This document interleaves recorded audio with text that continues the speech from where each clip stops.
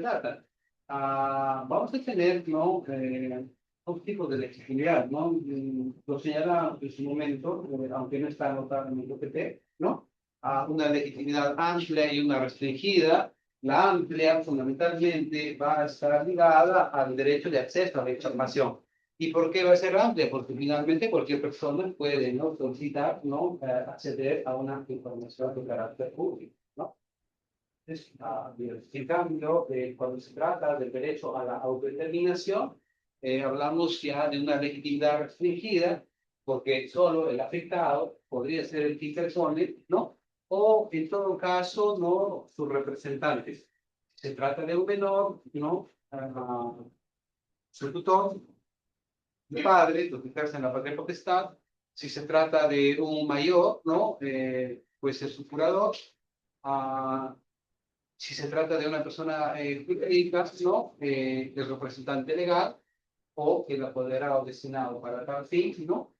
Entonces, ahí también se va a identificar otro tipo de legitimidades más, ¿no? Como la llamada activa y pasiva. Activa en cuanto sean quienes soliciten la información y luego finalmente estén en la calidad de demandantes, ¿no? Y la legitimidad pasiva respecto a la autoridad, ¿no? A quien se va a dirigir para que nos exceda o nos entregue la información, o en todo caso cuando se pida la rectificación de datos, ¿no? Entonces, va a ser así. Muy bien. Ahora, también habíamos hablado, ¿no? Del principio de unidad, ¿no? Que debería, o perdón, el principio de identidad que debería de existir, ¿no? No solamente en realidad en este proceso, ¿no? En realidad es en todo tipo de procesos, ¿no? Porque generalmente entre los que nace, ¿no? La relación sustancial, eh, esa relación sustancial es correcta, ah, se debería de convertir, ¿no? En adelante en una relación procesal, ¿no? Entonces, el que reclama, ¿no? O el que pide la rectificación de un dato, ¿no? Y de repente a quien se dirige, ¿no? Y no quiere entregar la información o no quiere rectificar el dato, ¿ve? Y el derecho sustancial, obviamente, no enfoca o bien en el inciso 5 o 6 del artículo segundo, que es la relación, que es el derecho sustantivo, ¿no? O el derecho fundamental, y entre esa relación que se va conformando, también pues no tienen que trasladarse a la relación procesal, ¿no? Entonces a eso le llaman este principio, ¿no? De identidad que está inmerso dentro del concepto de identidad, ¿no? Procesal. ¿Para qué? Para que de ese modo, pues, ¿no?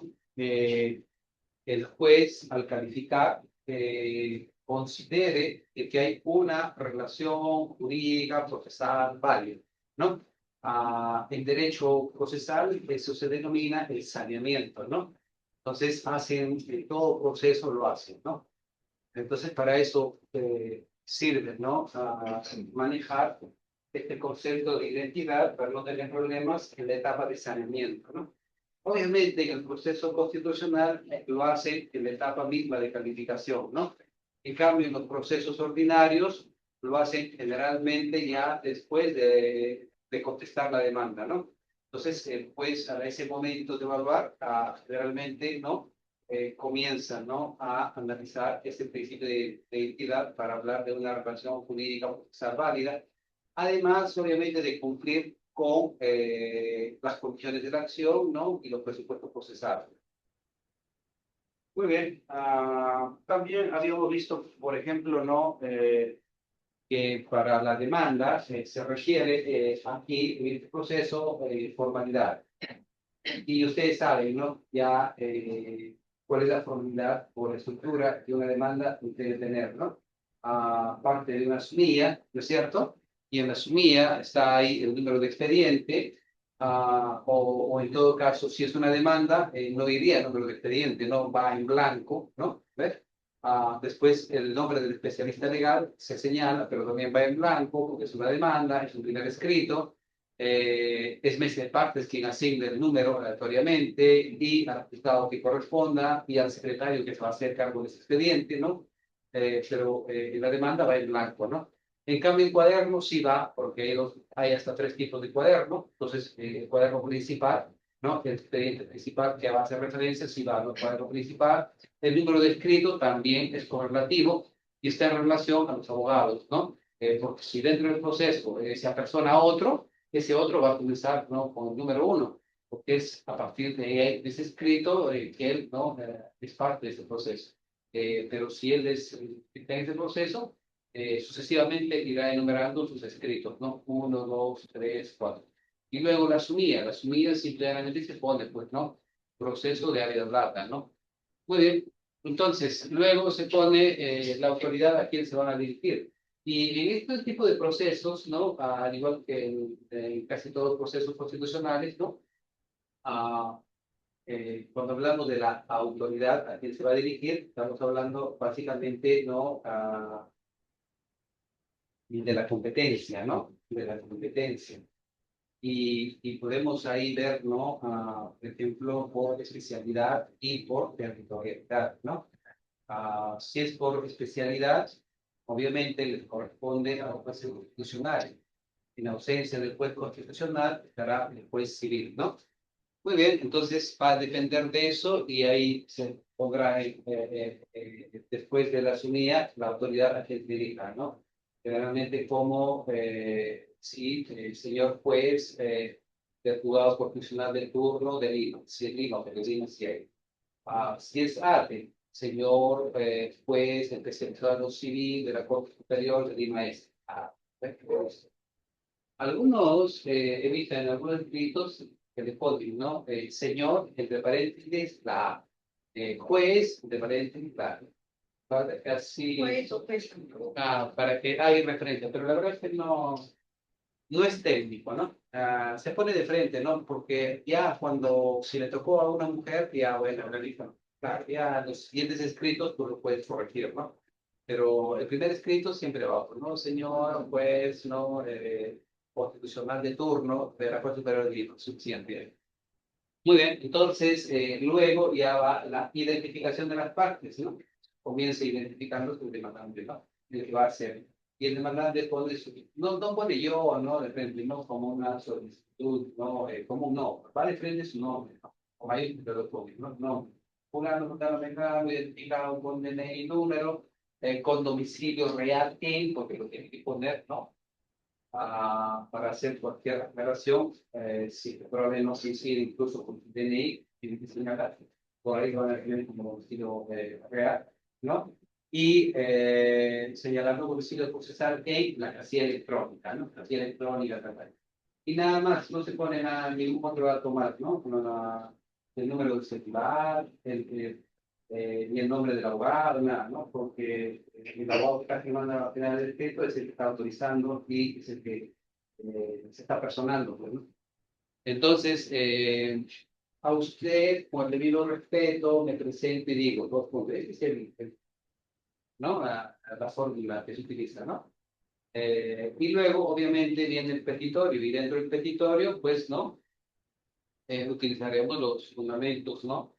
Constitucionales, porque siempre se parte por ahí, ¿no? Al amparo del artículo 6, inciso 3 de la Constitución Política, ¿no? Y ahí van ya los artículos del Código Constitucional, ¿no? Que también regula el habeas data, ¿no? Interpongo proceso de habeas data, ¿no? Y ahí hacen referencia a lo que están pidiendo, ¿no? Acceso a la información, rectificación de datos, ¿no? Y luego inmediatamente se pone, pues, ¿no? ¿Contra quién se dirige, no? Entonces ahí, ¿no? Dirigida contra o lo dirijo contra, ¿no? El nombre de la autoridad, el domicilio a donde se va a notificar, listo, ¿no? Ese territorio sí en concreto. Pues. Ya después vienen los fundamentos de hecho, ¿no? Y los fundamentos de derecho. Pero en este tipo de procesos hay, por si acaso, requisitos especiales, ¿no? Entonces, cuando se habla de los requisitos especiales, significa que sí o sí los tienes que cumplir, porque si no cumples con estos requisitos especiales, el juez, ¿cómo te resolvería el caso, no? El juez, si tú no has cumplido con el requisito especial. y es la demanda, ¿no? O sea, lo que se presenta la demanda, no has cumplido con un requisito especial, ah, y el juez al calificar lo advierte, ¿y cómo lo resolvería? Obviamente no lo va a admitir, ¿no? Y si no lo admite, ¿cómo lo va a rechazar? ¿Mm? Improcedente, inadmisible,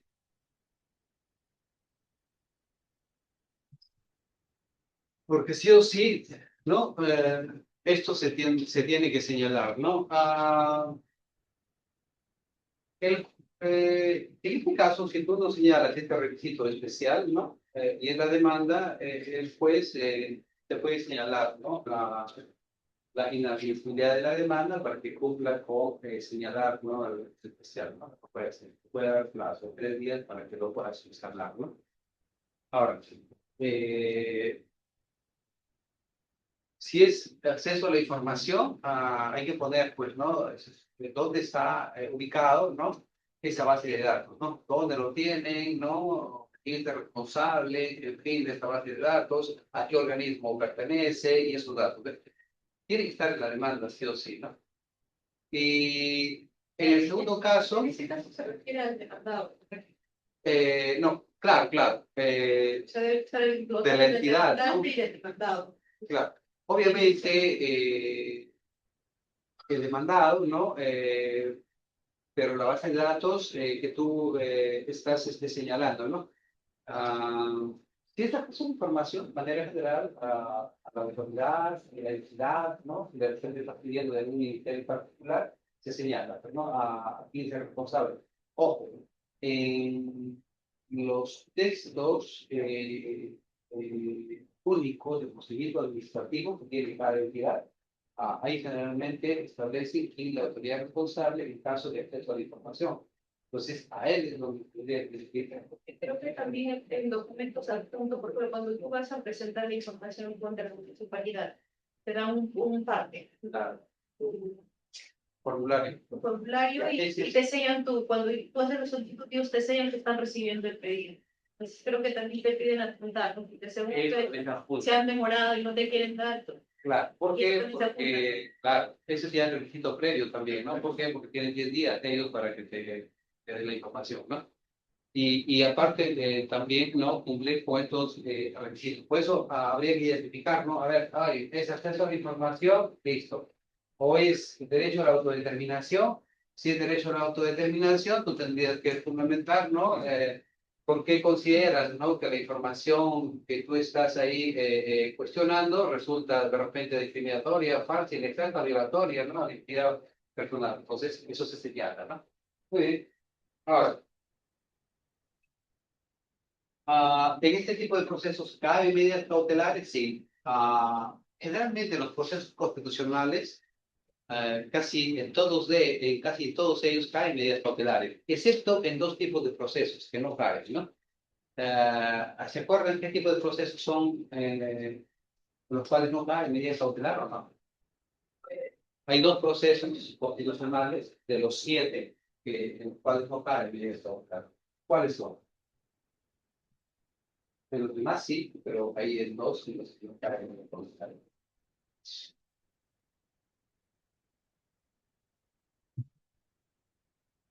¿Cuál es tu potencia? Los que no caben medidas cautelares de los 7 que hemos visto.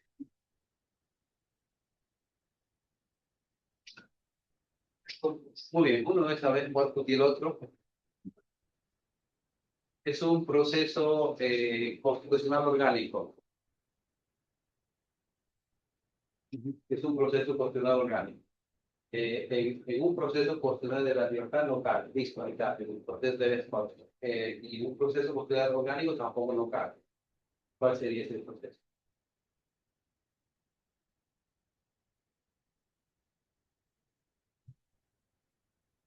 El proceso de inconstitucionalidad, ahí no cae bien. Claro. Cambio en el competencial que hemos visto, sí, ¿no es cierto? En el proceso de acción popular también cae bien. ¿Verdad?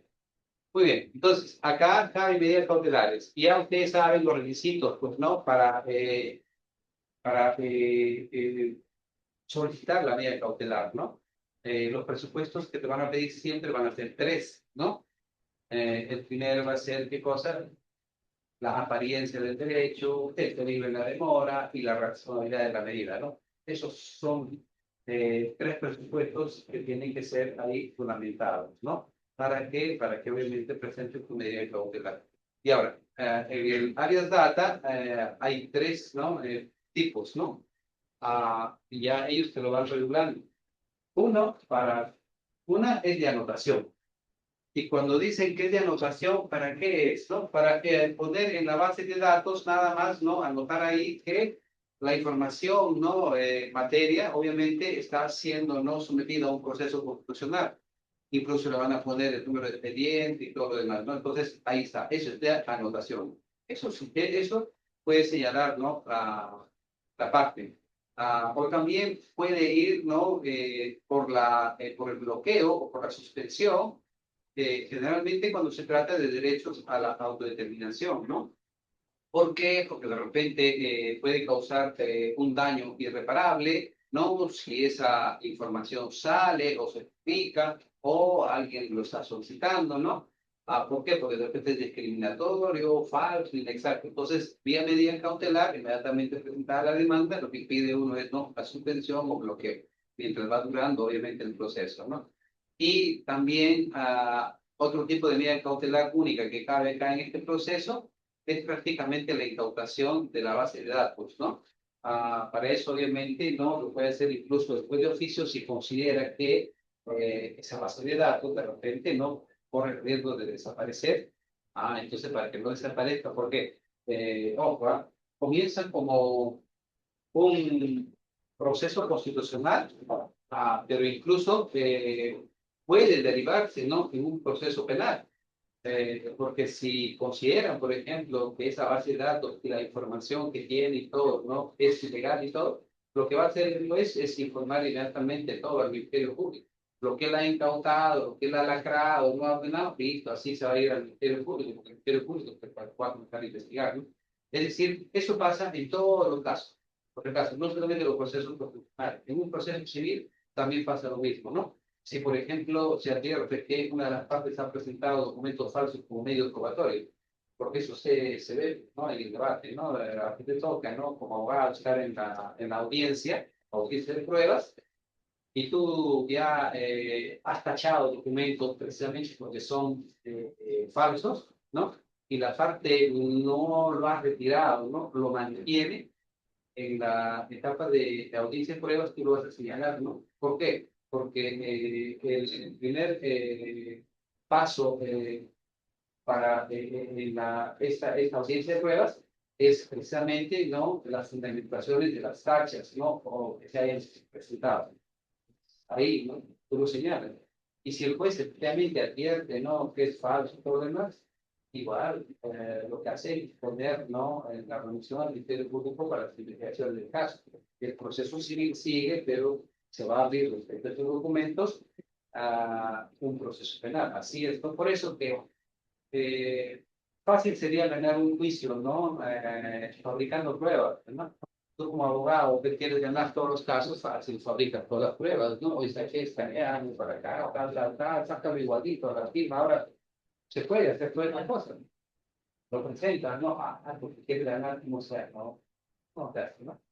Y yo digo por experiencia, porque hace, era 4 meses, estamos empezando el ciclo, y tuve una audiencia así, ¿no? O un proceso, ¿no? Y el abogado de la otra parte era un abogado joven, ¿no? Bastante joven. Y por lo visto bien atrevido, ¿no? Y había presentado ahí 2 documentos, obviamente, ¿no?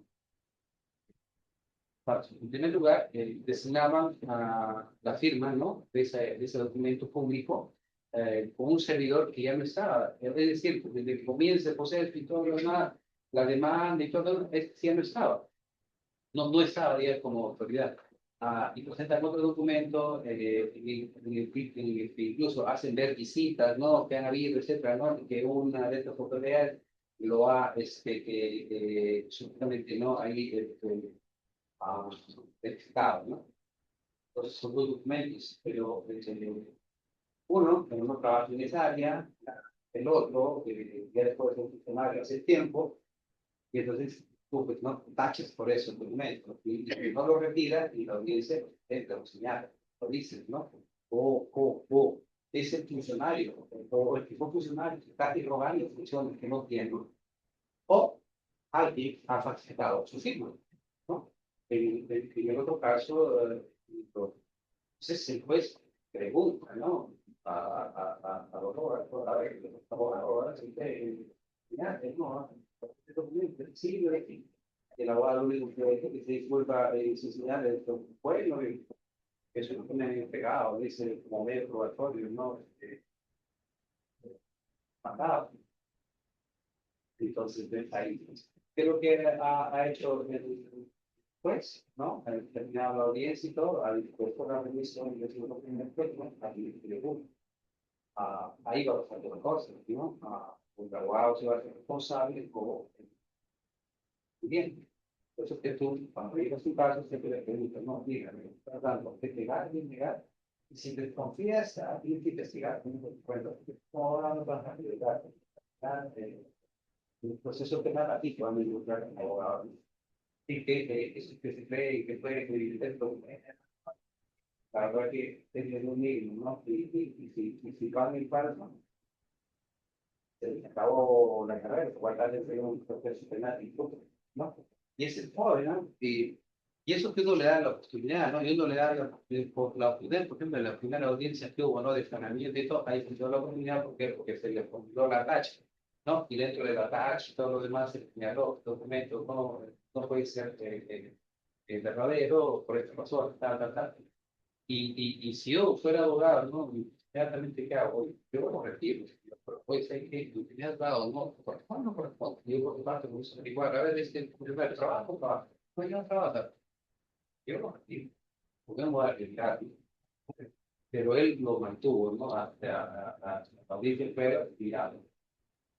¿Cómo irá ese caso? No sé, pero lo cierto es que igual, ¿no? Acá también, ¿no? El juez puede incautar, considera de repente que esa base de datos puede tener información, ¿no? Pero adquirida de modo ilegal, correcto. Entonces lo que va a hacer es incautar o retrato, ¿no? Y luego, pues, ve que es así, va a remitir, ¿no? Copias del Ministerio Público. Entonces, las medidas cautelares, acá también la parte puede solicitar, ¿no? Pero el juez de oficio también lo puede hacer, ¿no? Ya dependiendo, pues, ¿no? De las circunstancias y el contexto en el que se presenta. Ah, y bueno, entonces estas son tres tipos de medidas cautelares únicas que se dan acá en el proceso de área plaza. No te van a repetir otro tipo, ¿no? Las que están acá señaladas. Y por si acaso, para que te den la medida cautelar, el juez, ¿no? También tiene que calificar esa medida cautelar y por lo tanto va a, uno, tener en cuenta, ¿no? Si acepta, ¿no? El criterio de irreversibilidad que tiene esta medida. Es verdad que es temporal, ¿no? Es verdad que una medida cautelar, ¿no? Por la suerte, ¿no? De la sentencia finalmente, ¿no? Pero siendo aún así funcional, siendo aún así temporal, el juez tiene que pensar, ¿no? En la irreversibilidad de la medida, una vez que la dé, hasta que se resuelva, ¿no? Entonces, también va a analizar, por otro lado, el probable daño y perjuicio que tú puedas ocasionar con la medida cautelar, también, ¿no? ¿Ve? Entonces, en los dos primeros casos no son tan gravosos, ¿no? Así. Pero el tercero sí, ¿no? Por eso es que siempre se toma en cuenta, ¿no? El probable daño que se pueda ocasionar, ¿no? En este caso, con la medida cautelar. Si fuese así, ya usted sabe, cuando hablamos del proceso de amparo, ¿no? Sí o sí se cuantifica el daño, ¿ve? Porque si la sentencia finalmente es declarada infundada o improcedente al final, listo, esa medida cautelar, inmediatamente no, de pleno derecho, pierde efectos, ¿cierto? Si ha causado daños y efectos, la otra parte va a solicitar, ¿no? Y el juez, cuantificaba el daño, te lo va a trasladar. Y sí o sí vas a tener que pagar, ¿no? Pero también el juez tiene que tener en cuenta los fines de los procesos constitucionales, ¿no? También es algo que él tiene que valorar. Y todo eso es el trabajo que hace el juez, pues, ¿no? Para otorgar la medida cautelar. Muy bien. Ahora, y sí, pues, ¿no? ¿Ve? En este proceso, como bien había señalado, hay agotamiento de bienes previos, lo que significa que es necesario un requerimiento, ¿no? Previo a la autoridad que tú estás solicitando, ¿no? La información o pidiendo la rectificación de una información, no de un dato. Pero tengan en cuenta que cuando se trata de ejemplo de la información, hay dos procedimientos. Hay dos procedimientos, ¿no? El primero que vemos acá es prácticamente el que nos va a llevar al área de data de manera directa, ¿no? Entonces, cuando uno solicita, ¿no? El derecho de acceso a la información, ¿no? Al amparo de lo que señala la Constitución Política, ¿no? ¿Ve? Dirigida de la autoridad que tú lo estás solicitando, ¿no? Este va a tener 10 días, ¿no? Para que te entregue la información. Y si te entrega incompleta, o si realmente no te entrega, o si te entrega, no sé, ¿no? Adulterada, etcétera.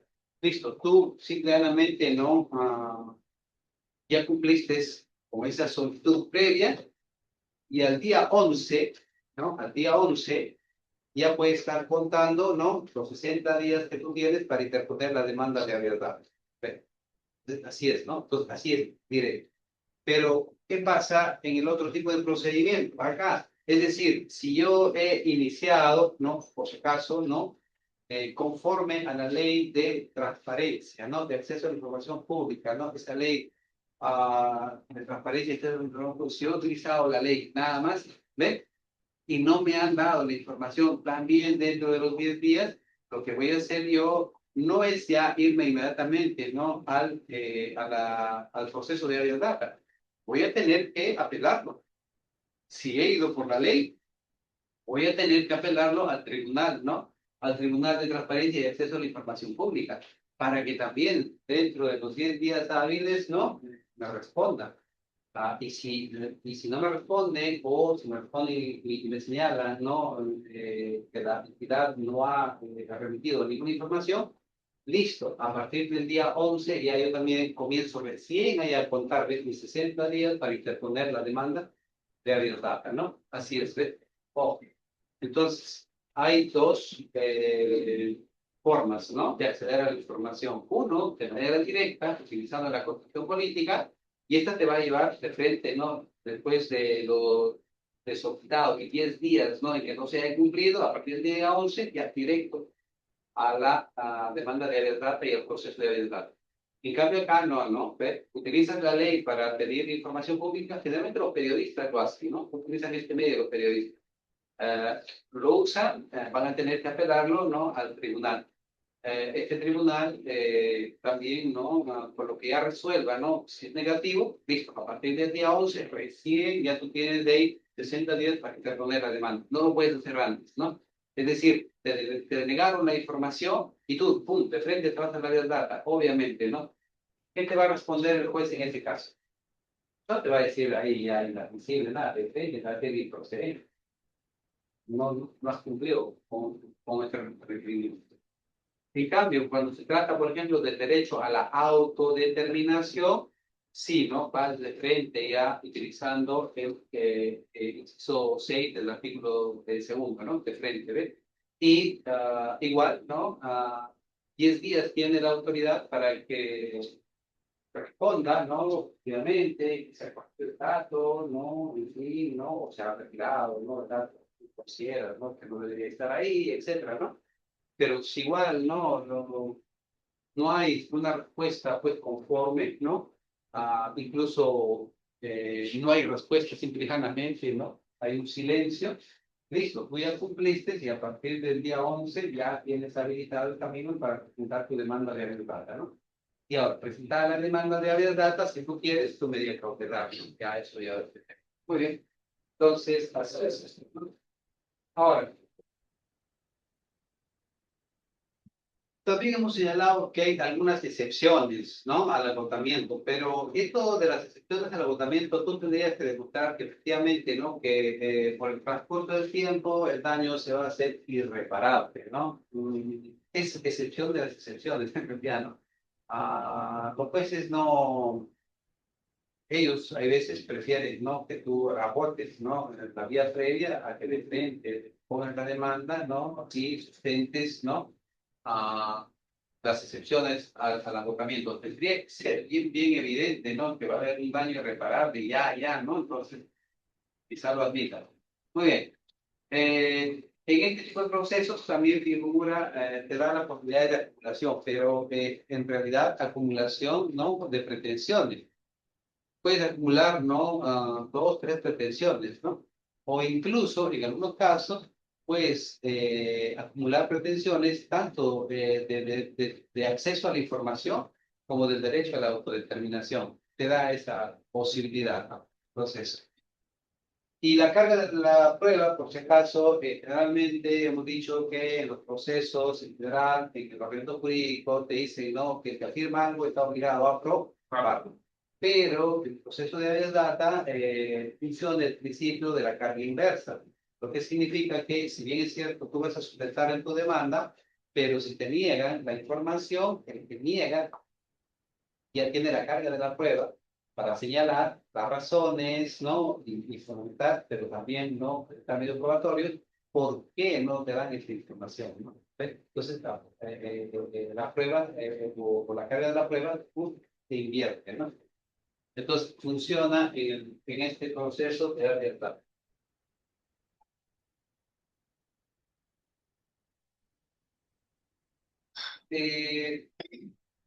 Acá habíamos señalado, ¿no? Que si admitida, ¿no? La demanda, el juez puede requerir la remisión de la información solicitada. Es lo que va a hacer, ¿no? Inmediatamente, ¿no? Y si, en este caso,